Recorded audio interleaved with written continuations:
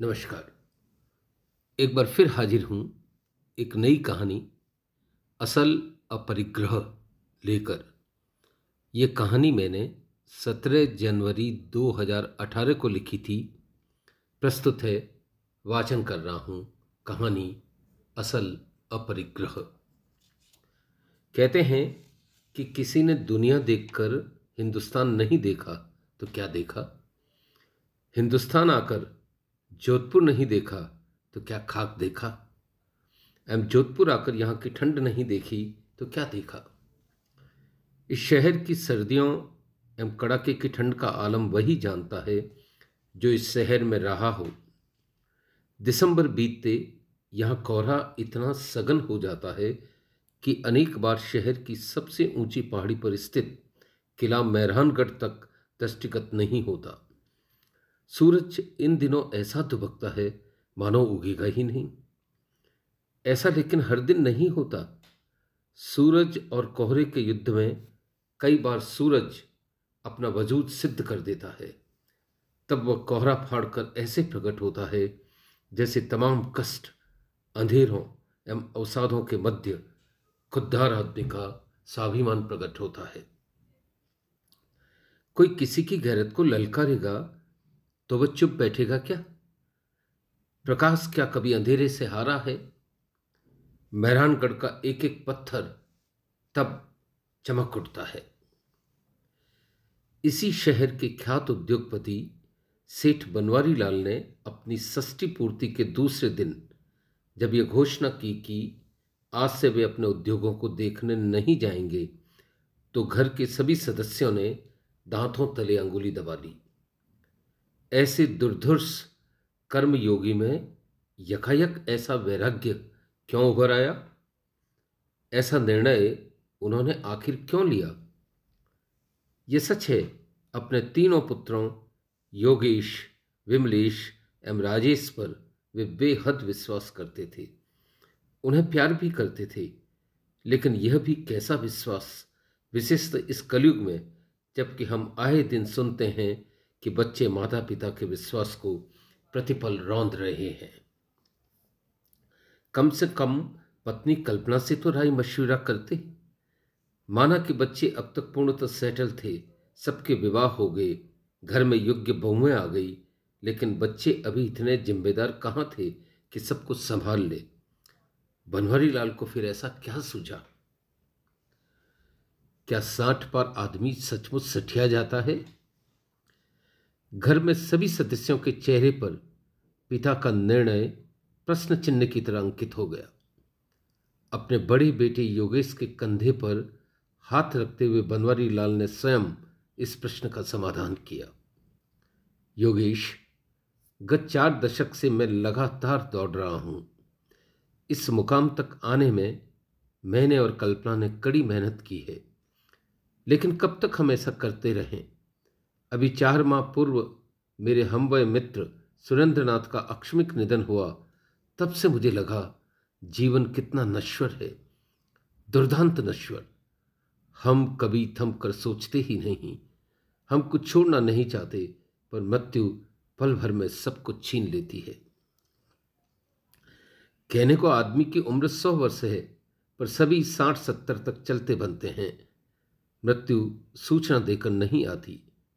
मैं एवं कल्पना शेष उम्र अब धर्म लाभ लेना चाहते हैं।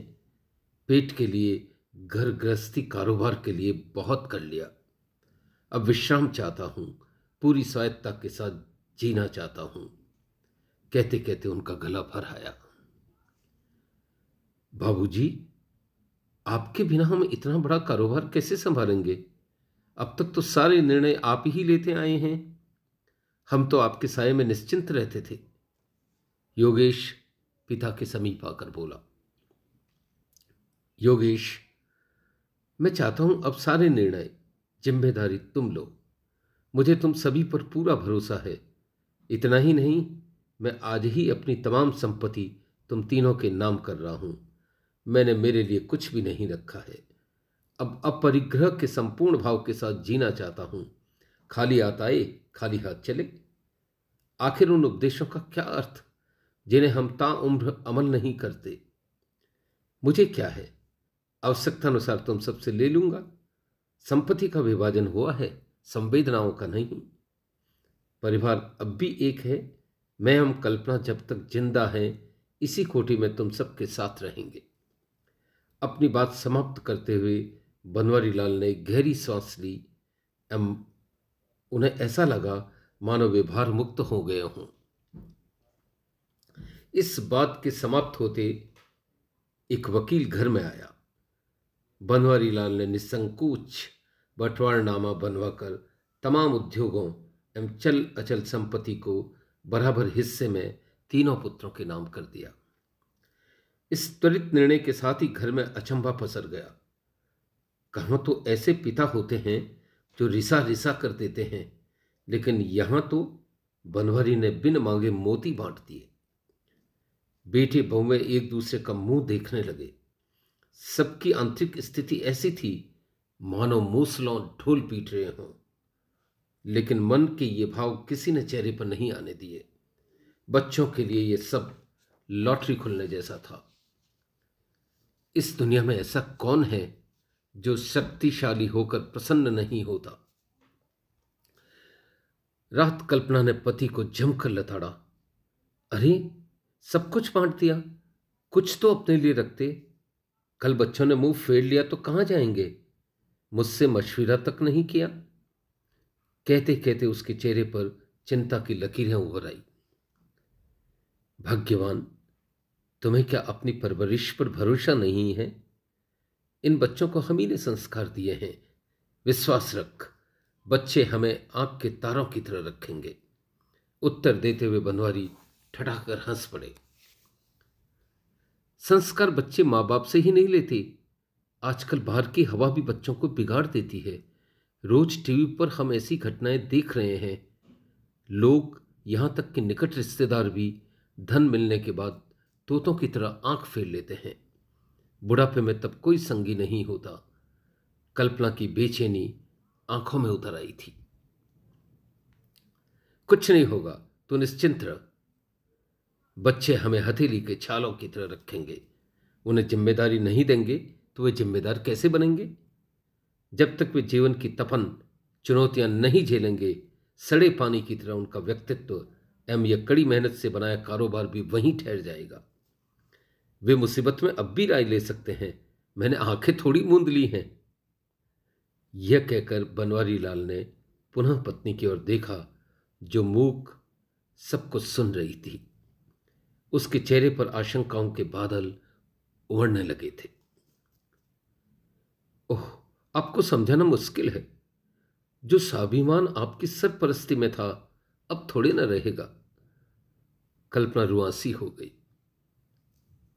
अरे, तुम बेफिक्र रहो, मैं हूं ना।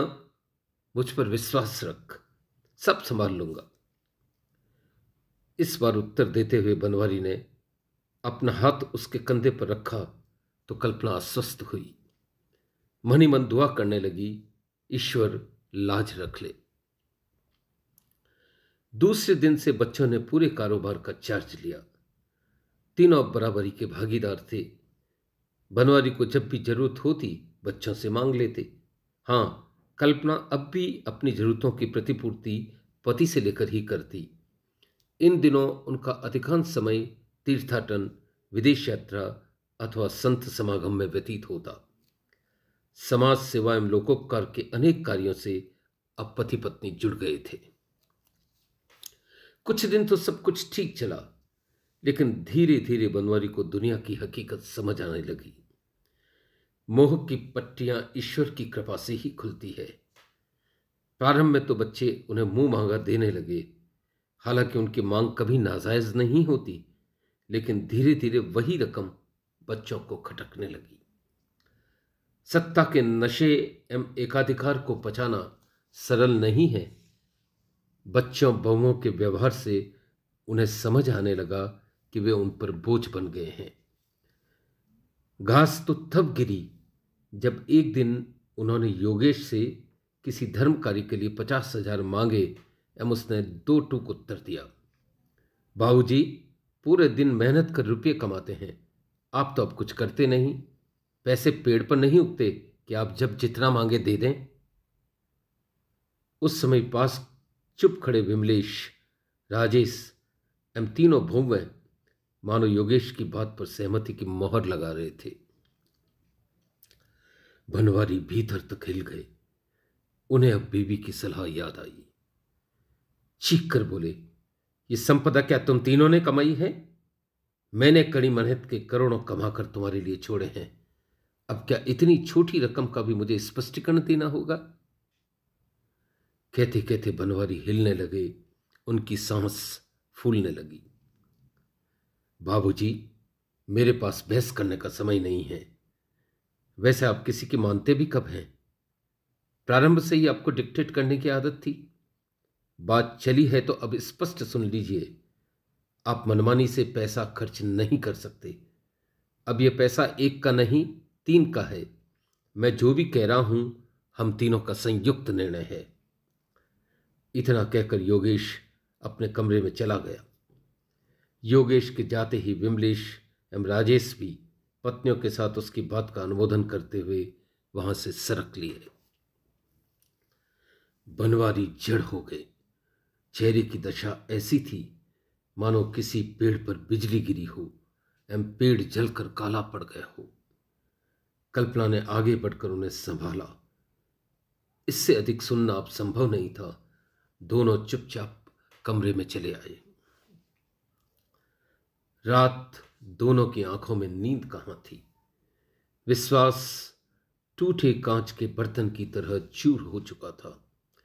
बनवारी बार बार बीवी की ओर देखते और मन ही मन सोचते, उफ, ये कैसा निर्णय हो गया। अति विश्वास में उन्होंने ये क्या कर डाला। वे बीवी को तो क्या, किसी और को भी मुंह दिखाने लायक नहीं रहे। काश वे कल्पना से मशविरा कर निर्णय लेते। पुत्र मोह ने उन्हें किस तरह जकड़ लिया। अपरिग्रह का यह कैसा भाव उनकी आत्मा पर उभर आया। अच्छा हुआ अभी मैं जीवित हूं, अन्यथा मेरे बिना अकेली कल्पना पे क्या गुजरती। आत्मवेदना एवं पश्चाताप की एक तेज चीख उनके हृदय को चीर कर निकल गई। वे विचलित हो उठे। उठकर बालकनी में आए एवं सर उठाकर आसमान की ओर देखा। बरसात के दिन थे। आसमान का चांद काली बदलियों के पीछे छुपा था। यहां वहां झांकते तारे मानो उनका मखौल उड़ा रहे थे। बनवारी स्वयं को क्षमा नहीं कर पा रहे थे। इसी उहापोह में यकायक उनके हाथों की मुट्ठियां कस गई। जीवन भर स्वाभिमान से सर उठाकर जीने वाला सेठ बनवारी क्या शेष जीवन यूं जलालत का जीवन जिएगा? कदापि नहीं। मैंने संपत्ति का बंटवारा किया है, अनुभव का नहीं।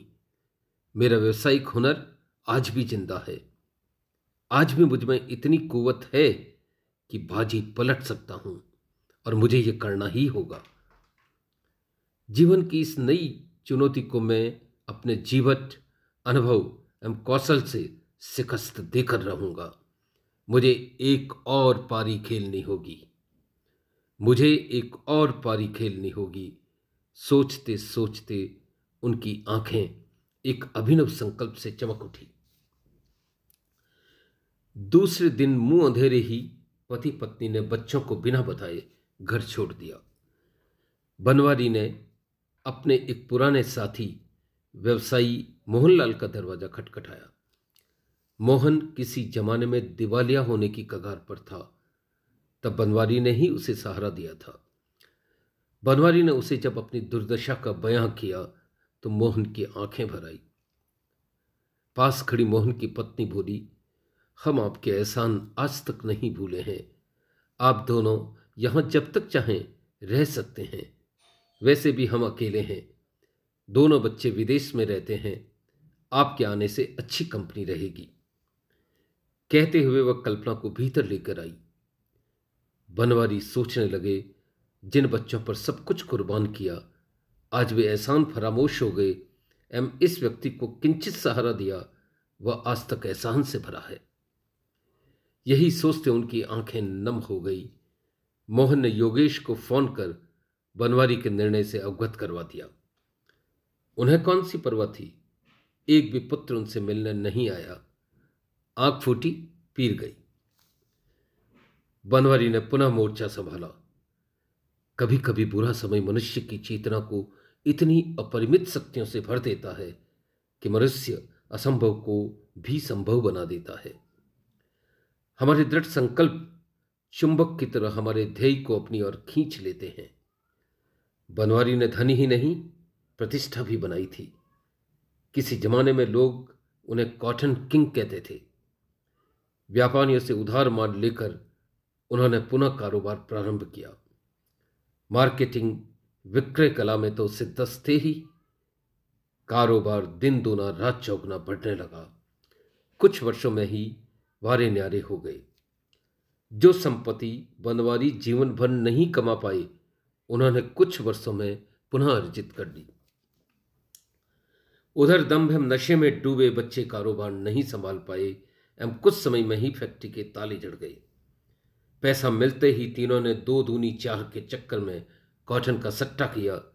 कॉटन के भाव इसी बीच औंधे मुंह गिरे एवं इसके साथ ही उनके स्वप्न ताश के पत्तों की तरह ढह गए। बड़े बूढ़े सच ही कह गए हैं, मनुष्य के कर्म पल पल उसके साथ चलते हैं। माता पिता के रूठने के साथ ही उनका भाग्य भी रूठ गया। भाग्य कर्म का ही तो दूसरा नाम है। विपत्ति में अब तीनों को पिता की याद आई। तीनों पिता के पास सहायता के लिए आए। इस बार बनवारी ने कुछ भी देने से इनकार कर दिया। उन्हें बच्चों पर किंचित रहम नहीं आया। बच्चे मुंह लटकाकर घर से निकल गए। कल्पना ने भी अतीत को याद कर हृदय में उमड़ती ममता को दबोच लिया। कपूत बच्चों को सिर्फ इस आधार पर सहायता क्यों मिले कि वे हमारी औलादें हैं। ये सहायता उन्हें क्यों न मिले जो निर्धन असहाय होते हुए भी परिश्रमी एवं हुनरमंद हैं, लेकिन धन की कमी के चलते जिनकी महत्वाकांक्षा के पांव में अवरोधों की बेड़ियां लग जाती हैं। सर्दियां फिर आई। सूरज और कोहरे में फिर युद्ध हुआ। इस बार सूरज विजेता रहा। धूप बिखरी तो मेहरानगढ़ का एक एक पत्थर चमक उठा। पहाड़ी पर सर उठाए मेहरानगढ़ मानो शहर के तमाम बुजुर्गों से कह रहा था, जागो, मोह से जागो। इसे नष्ट किए बिना तुम्हारी आत्मा का अंधेरा कैसे मिटेगा, प्रकाश कैसे प्रकट होगा। बनवारी के जीवन का यह नया सवेरा था। उनका मोह समूल नष्ट हो गया।